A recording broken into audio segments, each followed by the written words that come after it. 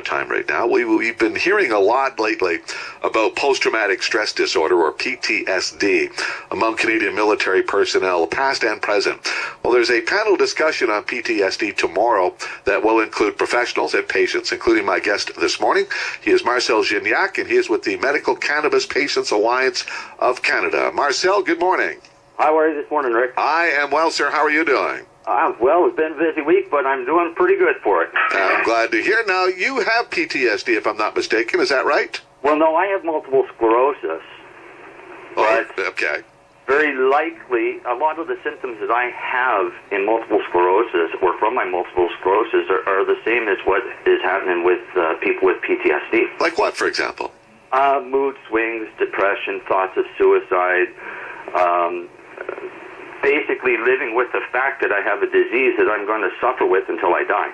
Yeah. And again, you are a medical marijuana user to deal with your multiple sclerosis. Exactly, and it helps me with the mental side of it as well. Now, I know when we talked last time, I asked you how much you smoke, and you gave me what I thought was an amazing figure. I believe you said 30 grams a day. Right, but I don't smoke 30 grams a day. I couldn't smoke 30 grams a day. I'm not sure anyone could smoke that much a day, could they? Well, I mean, yeah, people could if they wanted to. To me, it would be a waste. The physical aspects of my disease requires me to have a more concentrated dose than I could get from smoking, so I ingest it. You mean you actually eat it, or you vaporize it? I eat it, vaporize it, and smoke it in joints. Okay. And it alleviates your symptoms. Exactly. I mean, every morning I wake up, my first thought is today the day that I'm going to end my life? I have a puff and go through my day. Do you really consider suicide every day? Every day. Because for some people like me, it's the only sure way to end the suffering. So, I mean, I'm all for the assisted suicide program for that case. But because I use cannabis, it's not a worry. So what message do you bring to this conference that, again, takes place tomorrow at the Bedford Royal Canadian Legion Branch number 95 on the Bedford Highway in Bedford, runs from 1 until 4. What message do you bring? You're on this part of a presenter on the panel discussion. What is the message you'll bring? Basically, that there are options for patients, and they're not necessarily pharmaceuticals. If anybody that has a hint of PTSD goes to their doctor is going to prescribe them an antidepressant. The side effects of an antidepressant may cause suicide. That's not the answer. So what we're doing is we've been teaching people and learning from patients that use cannabis for their PTSD. A prime example that we have from the media is Corporal Ron Francis. Right, the ex-RCMP officer. Correct. Yeah. He was perfectly fine while he was using his cannabis.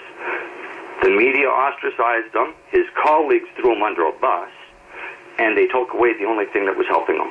But to be fair, I mean, he also wanted to smoke his marijuana while he was in uniform, and that's an obvious conflict, didn't you think? I don't have a problem with that because police officers did it in the 1920s. What do you mean? Cannabis was prescribed medicine before Prohibition because it worked. Everybody used it, doctors, lawyers, teachers. If they were sick, they would go to the doctor, they would get a cannabis tincture. There's no difference. But in uniform, a police officer, and the law technically says, possession of marijuana is a violation. So, again, I understand why Corporal Francis, was using marijuana. And, he did have PTSD, but I think that he was expecting too much of the RCMP when he asked him for permission to smoke it while he was on the job in uniform. And see, that's a debate between the employer and the employee, I think, more than anything. But think of it this way. Would you rather have a police officer that's armed with a gun suffering with mood swings, depression, suicidal thoughts at your door, or one that's using cannabis that's nice and calm and level-headed? But you put it that way, the choice seems obvious, but It's a difficult debate, isn't it, Marcel? It is, and it's a never-ending debate. But the problem is the public needs to be educated. Well, and part of the education process will happen tomorrow again with this panel discussion. It's entitled "Brain Health Matters." It's a panel discussion about PTSD and featuring, again, both professionals and patients, including Marcel Gignac, who is with the Medical Cannabis Patients Alliance of Canada. Should be an interesting discussion tomorrow, Marcel. Oh, it should be great. It's free admission, free refreshments. We hope to see you there, Rick. All right, 1 o'clock till 4 o'clock, again at the Bedford Royal Canadian Legion branch, 1772 Bedford Highway. Thanks, Marcel. Thank you, Rick. Have a great day. You too, sir. Take care. Marcel.